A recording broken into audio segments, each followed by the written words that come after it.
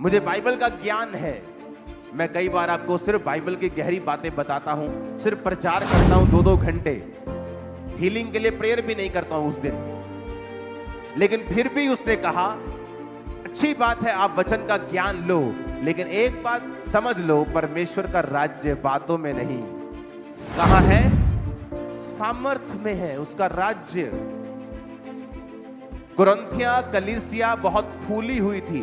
कहता अब मैं जब तुम में आऊंगा तो उन फूले हुओं की बातों को नहीं, परंतु उनकी सामर्थ्य से जान लूंगा कि ये रियल क्रिश्चियन है या सिर्फ बातें ही करते हैं वचन की और ज्ञान की, या ये सामर्थी भी हैं। क्या ये दुष्ट आत्माओं को निकाल सकते हैं?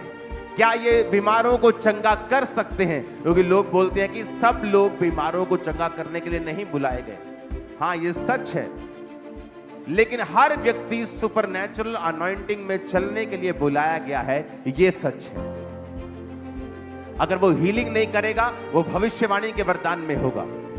बाइबल कहती है 7 व्यक्ति जिनको खाना बनाने के लिए चुना गया था, वो भी लंगड़ों को चलाते थे, वो भी हीलिंग्स डिलीवरेंसेस करते थे। तो पौलुस ने कह दिया डायरेक्ट, कहता परमेश्वर का राज्य बातों में नहीं है, परंतु पढ़ो अपनी स्क्रीन को, देखो देखो देखो स्क्रीन के ऊपर देखो क्या लिखा है। कहता परमेश्वर का राज्य बातों में है ही नहीं, पर कहता सामर्थ में है, पावर में है, जो घुटने टेकने पर ही मिलती है, जो अलगताई करने पे ही मिलती है, जो इसी शर्त पे मिलती है कि आप अपने हैबिचुअल सिंस को, जिन पाप में आप बार बार गिरते हैं, जो आपकी कमजोरी है, जब तक आप उस पे कब्जा नहीं कर लेते हैं और अपने आप को अलग नहीं कर देते हैं, तब तक परमेश्वर आपको सामर्थ पाने के योग्य नहीं गिनता है। चाहे आप टाइदर हैं, आप प्रेयरफुल हैं, आप फास्टिंग करते हैं, जब तक आप जीते नहीं हैं अपने ऊपर, तब तक आप सामर्थ पाने के काबिल नहीं हैं। चाहे वो शरीर का कोई भी काम हो, चाहे आपका फूड के ऊपर कंट्रोल ना करना ही हो, यह भी परमेश्वर के लिए सामने गुनाह है।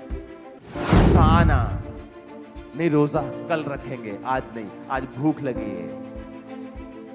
बार बार एक ही पाप में गिरना, व्यभिचार में गिरना, चोरी करना।